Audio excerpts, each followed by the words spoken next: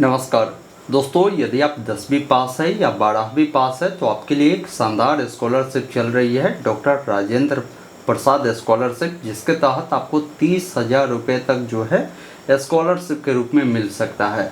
काफ़ी सारे ऐसे बच्चे हैं जो सरकारी स्कॉलरशिप के लिए भी अप्लाई करते हैं और चाहते हैं कि ये जो स्कॉलरशिप है जो मैंने बताया ये प्राइवेट स्कॉलरशिप है, इसके लिए भी अप्लाई करना, लेकिन उनके मन में कन्फ्यूजन हो जाता है कि क्या मैं दोनों स्कॉलरशिप के लिए अप्लाई कर सकता हूं या नहीं कर सकता हूं। तो आप बिल्कुल कर सकते हैं। इस वीडियो में मैं पूरा प्रोसीजर फॉर्म भरने का बताऊंगा, साथ में ये भी बता दूंगा कि इस फॉर्म को भरने के लिए आपकी योग्यता पात्रता क्या होगी, फॉर्म को कैसे भरना है, सारा प्रोसेस अगर समझना है तो वीडियो को ध्यानपूर्वक देखिए। पसंद आ तो आपसे निवेदन है वीडियो को लाइक कर दीजिए, चैनल पे नए हैं तो सब्सक्राइब जरूर कीजिए। इस प्रकार की जो भी अपडेट होगा ना आपको आगे भी मिलता रहेगा। फिलहाल मैं अपने स्क्रीन पर चलता हूँ, पूरी जानकारी स्टेप बाय स्टेप बताता हूँ। डॉक्टर राजेंद्र प्रसाद स्कॉलरशिप का फॉर्म भरने के लिए मैं लिंक आपको दे दिया हूँ डिस्क्रिप्शन बॉक्स में। आप इस वेबसाइट पर आएंगे या आप हमारे वेबसाइट ऑनलाइन अपडेट STM का भी सहारा लेंगे तो यहाँ पर स्कॉलरशिप वाले कैटेगरी में आपको लिंक मिल जाएगा। आप इस पर आएंगे तो यहाँ पर देखिए, मैंने आपको बताया ना कि अगर आप मैट्रिक पास है तो भी आप इसके लिए अप्लाई करेंगे। साल 2026 में आप पास होने चाहिए। बात रही एलिजिबिलिटी की तो आप जो है 65% मार्क्स के साथ आप मैट्रिक जो है पास होने चाहिए और आपकी पारिवारिक इनकम 8 लाख रुपए से कम होना चाहिए, ये ध्यान रखिएगा। बाकी डॉक्यूमेंट आपका जो लगेगा यही डॉक्यूमेंट है, इसको आपको देने पड़ेंगे और अप्लाई करना है तो यहाँ से अप्लाई करेंगे। और एक और चीज़ है कि जो बच्चे इंटर पास है वो भी अप्लाई करेगा। जो इंटर अगर 2025 में भी पास है या 26 में भी पास है, दोनों साल के बच्चे अप्लाई कर सकते हैं। इनका भी 65% मार्क्स होने चाहिए, 8 लाख रुपए से कम इनकी पारिवारिक इनकम होना चाहिए। अप्लाई करना है तो यहाँ से अप्लाई कर सकते हैं। तो आप जस्ट देख लीजिए, मैट्रिक पास है या इंटर पास है, उसके सामने अप्लाई का लिंक मिलता है, आप उस पर क्लिक करेंगे। तो पहला चीज़ है कि अगर पहली बार इस वेबसाइट पर आए हैं तो आपका अकाउंट बना नहीं होगा, आपको अपना अकाउंट बनाना होगा। अगर इससे पूर्व में कोई भी फॉर्म स्कॉलरशिप का इस वेबसाइट से, बडी फॉर स्टडी के वेबसाइट से भरा होगा तो आपका ऑलरेडी अकाउंट बना होगा। अपना मोबाइल नंबर पासवर्ड को डालकर लॉगिन करेंगे। तो अगर मान लीजिए जो बच्चे नए हैं तो क्रिएट एन अकाउंट पर क्लिक करेगा। उनका जो भी नाम है, जैसे आप अपना फर्स्ट नेम लिखेंगे, यहाँ पर लास्ट नेम लिखेंगे, अपना ईमेल आईडी देंगे, मोबाइल नंबर देंगे, एक पासवर्ड बना लेंगे जिसमें ABCD का कोई भी बड़ा अक्षर, कोई भी छोटा अक्षर, कोई भी सिंबल, कोई भी अंक आपको उपयोग करना है। उसी पासवर्ड को दोबारा से कंफर्म करेंगे। इस चेकबॉक्स पर टिक कर साइन अप वाले विकल्प पर क्लिक करना है। आपके नंबर पर OTP जाएगा, OTP को फिल कर सबमिट वाले विकल्प पर क्लिक करेंगे तो इस प्रकार OTP सक्सेसफुली वेरीफाई हो जाएगा। अब आपको जेंडर बताना है, लड़का है तो मेल, लड़की है तो यहाँ पर जो है फीमेल आपको चुनना है। उसके बाद नीचे आएंगे तो आपका स्टेट पूछ रहा है, किस स्टेट के आप निवासी है बताएंगे। फिर यहाँ पर क्लास पूछ रहा है कि अभी आप किस क्लास में पढ़ाई कर रहे हैं, वो चीज़ें आप यहाँ पर बताएंगे। उसके बाद देखिए लैंग्वेज पूछता है, आप लैंग्वेज बताएंगे जो भी लैंग्वेज में आप कंफर्ट हो। जैसे मान लीजिए मैं हिंदी भी जानता हूँ, इंग्लिश भी जानता हूँ, तो इस प्रकार ऐड भी कर सकते हैं। अगर आप दिव्यांग हैं तो यस करें, नहीं तो नो वाले विकल्प पर टिक कर यहाँ से अपडेट वाले विकल्प पर क्लिक करेंगे तो सक्सेसफुली आपका जो रजिस्ट्रेशन है वो कंप्लीट हो जाता है। अब आप पुनः इस वेबसाइट पर आएंगे और यहाँ पर देखिए अप्लाई का जो ऑप्शन मिलता है, आप इस पर क्लिक करेंगे तो ये रिडायरेक्ट करेगा अगले पेज पर। यहाँ पर आपको एलिजिबिलिटी पुनः बताएगा कि भाई ये सभी एलिजिबिलिटी है, इसको आप फुलफिल कर रहे हैं या नहीं कर रहे हैं। अगर कर रहे हैं तो ठीक है, नहीं तो आप यहाँ पर आएंगे नीचे में तो आपसे पूछ रहा है, एक ऑप्शन आपको देखने को मिलता है स्टार्ट एप्लीकेशन का, जिस पर आप क्लिक करेंगे। उसके बाद जैसे ही आप क्लिक करते हैं तो बताएगा कि सबसे पहला चीज़ है कि आप आधार को वेरीफाई करिए। तो वेरीफाई आधार वाले विकल्प पर आपको क्लिक करना है। यहाँ पर क्या है ना कि आपको अपना आधार नंबर दर्ज करना है और ये डिजी लॉकर से बोल रहा है साइन अप करने के लिए। अगर मान लीजिए आपको डिजी लॉकर से नहीं करना है तो ट्राई अनदर वे का भी एक ऑप्शन है, इस पर क्लिक कर आप अपना डिजी लॉकर अकाउंट भी यहाँ पर बना लेंगे। अपना पूरा नाम डालेंगे, अपना डेट ऑफ बर्थ डालेंगे, जेंडर डालेंगे, मोबाइल नंबर, ईमेल डालेंगे, एक जो पिन है जनरेट कर लेंगे। अब मान लीजिए किसी का पहले से ही बना है डिजी लॉकर, डायरेक्ट अपना मोबाइल नंबर डालकर लॉगिन करेगा। उसके बाद आपकी जानकारी यहाँ पर देखने को मिलता है। आप यहाँ से सिंपली क्या करेंगे, यहाँ पर डॉक्यूमेंट को यहाँ पर ऑल कर यहाँ से अलाउ कर देंगे। थोड़ा सा वेट करेंगे, फिर यहाँ पर देखेंगे ना आपको अपना पर्सनल डिटेल में, जैसे जो भी आपका नाम है वो यहाँ पर देखने को मिलता है। बाकी ईमेल आईडी, मोबाइल नंबर देखने को मिलता है। कोई अल्टरनेट नंबर है तो यहाँ पर आप दे देंगे। बाकी व्हाट्सअप नंबर है तो यहाँ पर देंगे। जो भी डेट ऑफ बर्थ है आपको देना है, जेंडर बताना है, कैटेगरी आपको बताना है, आधार नंबर आपका वेरीफाई देखने को मिलता है। आपका जो भी अपार आईडी कार्ड नंबर है वो देंगे। बहुत सारे बच्चे अभी भी ऐसे हैं जिनका अपार आईडी कार्ड नहीं बना है, तो आप यूट्यूब ओपन करें, लिखिए ABC आईडी कार्ड कैसे बनाएं, लास्ट में STM लगाए, आपको ये वीडियो मिलेगा जिसको देखकर आप आसानी से जो है इसको आप बना सकते हैं। फिर उसे आप यहाँ पर देंगे। हालांकि ये देना भी कंपलसरी नहीं है, जहाँ पर स्टार बना है वो जानकारी देना ही देना है। अब बाकी आप बताएंगे कि आपकी जो फैमिली इनकम है कितनी है वो आपको बताना है।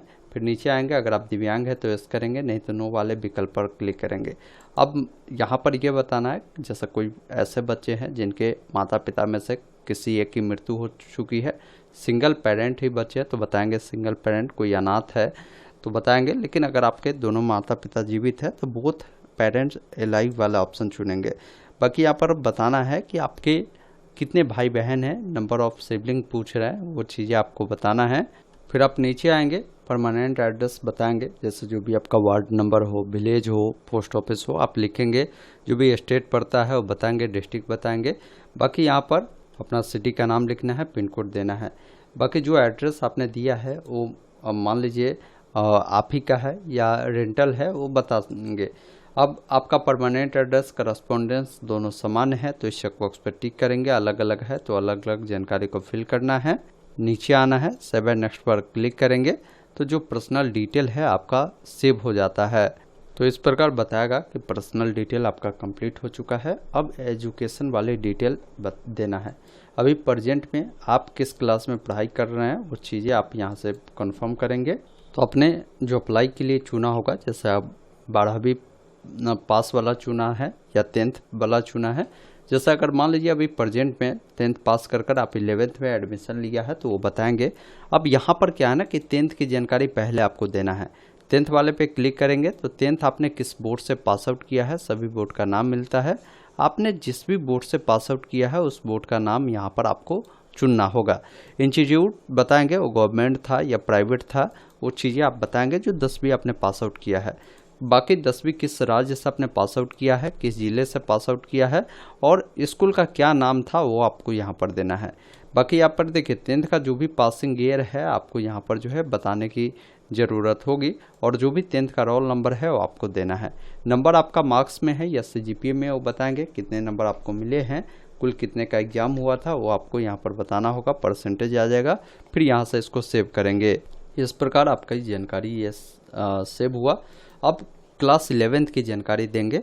11th आप किस बोर्ड से पढ़ाई कर रहे हैं, आपका स्ट्रीम 11th में क्या था, जैसे आपका फिजिक्स केमिस्ट्री बायो था या फिजिक्स केमिस्ट्री मैथ और बायो भी है, कॉमर्स है या फिजिक्स केमिस्ट्री मैथ है, वो चीज़ें आप बताएंगे। स्कूल बताएंगे गवर्नमेंट है या प्राइवेट है, वो चीज़ें आप यहाँ से कंफर्म करेंगे। किस राज्य से जो है आप पढ़ाई कर रहे हैं, किस ज़िले से कर रहे हैं वो बताएंगे। स्कूल का आपका क्या नाम है वो लिखेंगे और इसको सेव करेंगे। इस प्रकार ये भी जानकारी सेव हो गया।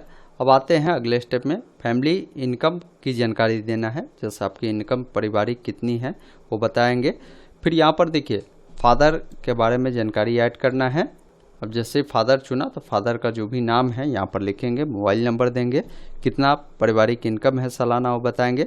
बाकी पिताजी कहाँ तक पढ़े हुए हैं वो बताएंगे, क्या करते हैं ऑक्यूपेशन बताएंगे। फिर यहाँ से इस जानकारी को सेव करेंगे। और भी लोगों को ऐड करना है तो ऐड फैमिली मेम्बर पर क्लिक कर रिलेशन में बताएंगे कि मदर को ऐड कर रहे हैं या किसी और को, वो चीज़ें आप बताएंगे। नहीं तो अगर आप मान लीजिए आप फादर को ही ऐड करना चाहते हैं तो उनकी ही जानकारी को ऐड कर सेव करेंगे। और इस प्रकार इसको आपको सेव कर देना है। सेव एंड नेक्स्ट पर क्लिक करना है। अब आते हैं अगले स्टेप में, जहाँ पर डॉक्यूमेंट अपलोड करना है। देखिए डॉक्यूमेंट बोला गया है कि JPG PDF कोई भी फॉर्मेट में आप दे सकते हैं। 20 KB से लेकर 2 MB तक ये रहने वाला है। सबसे पहला चीज़ है कि जो भी पासपोर्ट साइज का फ़ोटो है उसको चूज कर अपलोड करेंगे। 10th का जो मार्कशीट है अपलोड करना है। फैमिली का जो इनकम प्रूफ है वो आपको अपलोड करना है। कास्ट सर्टिफिकेट अपलोड करना है। आपको जो है अपना ID कार्ड यहाँ पर अपलोड करना है। फी रिसिप्ट यहाँ पर अपलोड करना है। जैसे अभी कहीं भी एडमिशन लिया हुआ है ना, जैसे 11th में लिया तो उसका फी रिसिप्ट देंगे। बैंक पासबुक अपलोड करेंगे। प्रीवियस कक्षा का जो मार्कशीट है वो अपलोड करना है। जैसे अभी 11th में आप पढ़ाई कर रहे हैं तो 10th का यहाँ पर मार्कशीट आप देंगे। फी स्ट्रक्चर देंगे, अपने घर का फ़ोटो यहाँ पर अपलोड करेंगे। सबको अपलोड करने के बाद यहाँ से सेव एंड नेक्स्ट पर आपको क्लिक कर देना है। ये जानकारी भी आपका जो है सक्सेसफुली अपलोड हो गया। अब देखिए यहाँ पर जो है रेफरेंस के तौर पर 2 व्यक्ति का देना है। पहला तो टीचर का देना है, तो टीचर वाले विकल्प पर क्लिक करेंगे। टीचर का जो भी नाम है लिखेंगे, मोबाइल नंबर देंगे और रिलेशन में ये टीचर है तो टीचर ही रहेगा, इसको यहाँ से सेव करेंगे। अब रेफरेंस में किनको किनको दे सकते हैं, तो यहाँ पर इतने सारे ऑप्शन हैं, इनमें से किसी न किसी को आप रेफरेंस के तौर पर देंगे।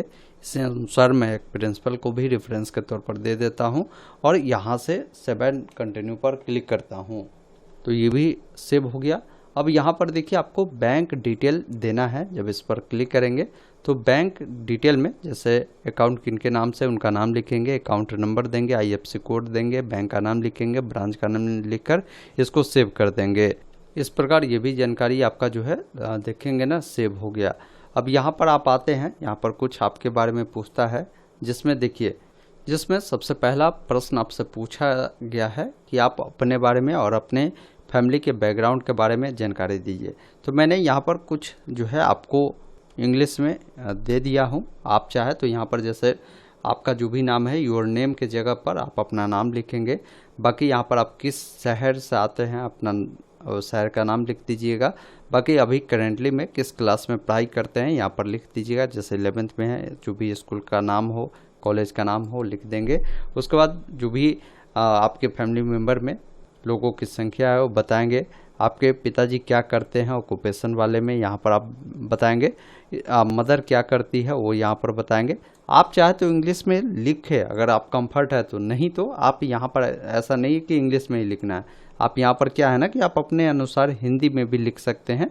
यहाँ पर आप अपने बारे में, अपने फैमिली के बैकग्राउंड के बारे में आप बताएंगे। अब यहाँ पर आपसे पूछता है कि मान लीजिए अगर आपको इस स्कॉलरशिप का लाभ नहीं मिलता है तो आप आगे जो है अपने एजुकेशन के लिए जो पैसा की व्यवस्था है वो कैसे करेंगे, क्या प्लानिंग आपकी होगी, वो चीज़ें आप यहाँ पर बताएंगे। फिर यहाँ पर आपसे 3 नंबर में पूछता है कि वर्तमान में आपको कोई छात्रवृत्ति या कहीं से फाइनेंशियल सपोर्ट मिल रहा है तो उसके बारे में आप बताएंगे। 4 नंबर में आपसे पूछ रहा है कि अगर आपको इस स्कॉलरशिप का लाभ मिलता है तो इससे आपकी क्या जो है सपोर्ट मिलेगा, क्या आपकी फ्यूचर गोल होगी जिसको आप अचीव करेंगे, वो चीज़ें आप यहाँ पर बताएंगे। फिर 5 में पूछ रहा है कि डॉक्टर राजेंद्र प्रसाद स्कॉलरशिप जो चल रहे हैं इसके लिए क्यों आप अप्लाई कर रहे हैं। तो आपको मान लीजिए फाइनेंशियल सपोर्ट मिल जाएगा एजुकेशन को लेने में, क्योंकि आपकी फैमिली बैकग्राउंड वीक होगा, वो चीज़ें आप बताएंगे अपने भाषा में। उसके बाद यहाँ से सेव एंड नेक्स्ट पर क्लिक करेंगे। इस प्रकार आपका जानकारी सेव होता है। फिर इस सभी चेक बॉक्स पर आपको टिक कर देना है। एक ऑप्शन मिलता है प्रीव्यू का, जिस पर आप क्लिक करेंगे। उसके बाद आपके नंबर पर OTP भी जाता है। यहाँ से कंफर्म वाले विकल्प पर क्लिक कर ओके वाले विकल्प पर क्लिक करेंगे। जो भी OTP मिला है उसको फिलअप यहाँ पर आपको कर देना है। उसके बाद नीचे में एक ऑप्शन मिलता है सबमिट का, जिस पर क्लिक करेंगे। फिर आपका जो एप्लीकेशन है सक्सेसफुली जैसे OTP वेरीफाई करेंगे तो सबमिट हो जाएगा। फिर इसका जो भी प्रिंट आउट है उसको निकालकर अपने पास सुरक्षित रख लेना है। आगे फॉर्म कहीं भी भेजने की आपको आवश्यकता नहीं है, ये ध्यान रखिएगा। दोस्तों अभी आपने देखा, मैंने आपको डॉक्टर राजेंद्र प्रसाद स्कॉलरशिप का फॉर्म कैसे भरना है इसके बारे में पूरी जानकारी उपलब्ध करवाया है। एक और स्कॉलरशिप चल रही है विद्याधन स्कॉलरशिप, उसके बारे में अगर डिटेल जानकारी चाहिए वीडियो यहाँ पर मिल रहा होगा, जाकर देखिए। धन्यवाद। जय हिंद।